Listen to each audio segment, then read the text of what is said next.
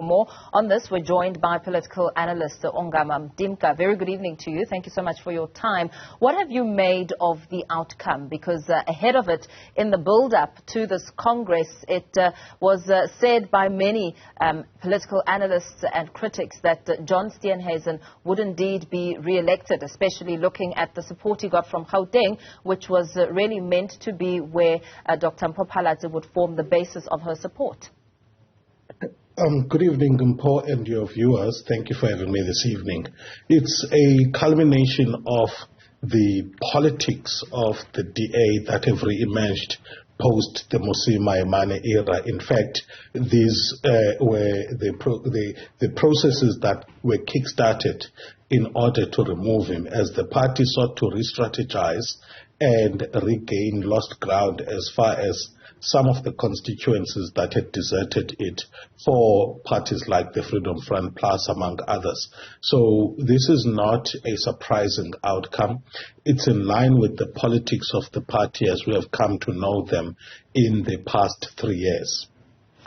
Steenhuisen has really could have been mistaken for almost being on a campaign trail as he made his closing remarks today. I mean, given the tone and what he's had to say, especially around plans on clinching a coalition deal, really being garnered towards preventing the EFF and ANC from clinching power.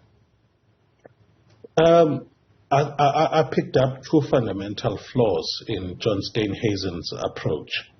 One, he's confident of his analysis that the vote that is the outcome that's going to come from 2024 is going to be one in which the ANC cannot constitute a coalition other than with the DA or the economic freedom fighters, to a less extent the latter. And that's a deeply flawed view. If you observe the parliament that we have, it began to deliver multi-party democracy, even if to some limited extent in a dominant party system. So the ANC next year will be in a position to form a coalition with parties other than the democratic and the economic freedom fighters. So it's not going to be this kind of situation he envisages, in which the ANC will be negotiating mainly from a relatively weaker position than can be estimated in reality. The second thing that he makes, the second mistake that he makes, is to think that the DA will be in a position to form a coalition government, more so when it declares the EFF as its, public enemy number one. There is no way you can take power away from the ANC and have a strained relationship with the EFF and still hope that with votes that can be realistically estimated to be below 25%. In fact, I think 23% would be a really huge performance if the DA gets that.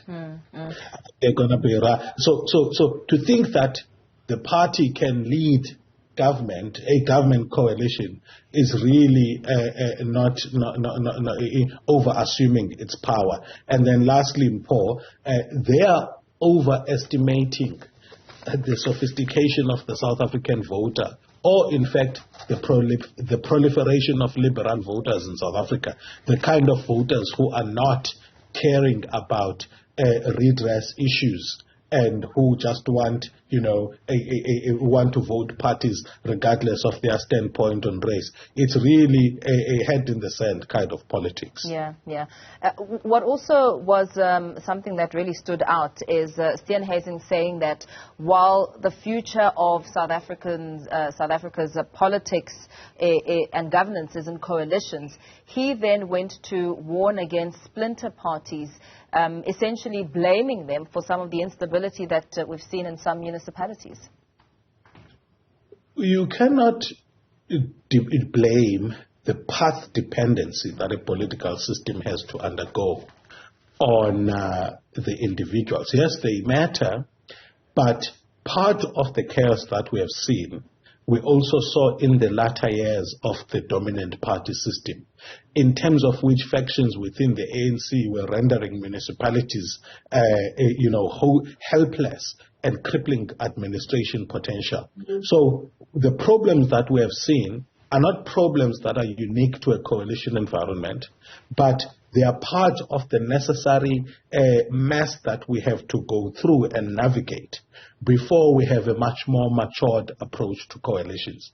My view is that come 2024, these parties would have had some degree of maturing, both in terms of understanding what latitude they have politically in terms of constituting and continuing to sustain coalitions, but also the legal parameters within which they have to act when it comes to deal making among coalitions, such that some of the things that we saw in local municipalities we may see less of, where you find that somebody is bribed in order to vote in a certain way because of the cases that have ensued since people were bribed and they successfully get kicked out of a party. So it's part of the necessary path dependency that we have to undergo, this mess that we see. It's not unique to the fact that you've got a number of smaller parties that are in a coalition.